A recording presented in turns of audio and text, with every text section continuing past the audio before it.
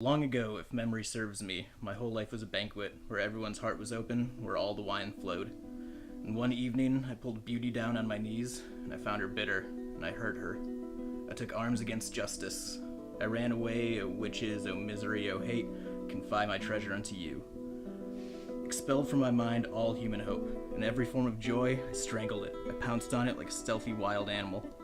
Called to my executioners, and I bit the ends of their rifle. As I died, I called to all the plagues to stifle me, filled with sand and blood. Disaster was my god. I stretched out in the mud, and I drained myself in criminal air. I played tricks on insanity. And with springtime, I found myself with an idiot's terrifying laughter.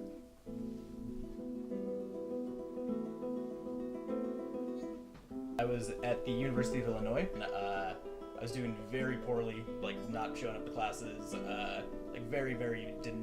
did not want to be there. I would not go to class, but I would spend all day in the libraries. They had like an art library where I would just like look through these giant, beautiful prints of,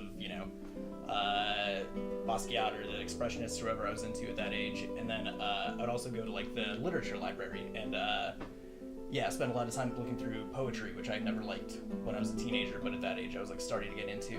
And there was this name that I knew that was Arthur Rimbaud, and it was like a lot of my heroes were really into this guy. During one of these days when I was just in the library killing time, I found a book of Rimbaud, A Season in Hell, and I read it, and it was just like instantly a bomb exploding in my head, and there was this just explosion of color and light, and it was from somebody who was like my age and just as discontented and angry as I was. And it's amazing. It's like Rimbaud was very, very escapist, and he was all about destroying his perception of reality and seeing things in a new light, but in a way that sort of shines a light on what is real when you sort of distort things in society that you think are kind of bogus or bullshit, but they're built up around you and you sort of get at the core.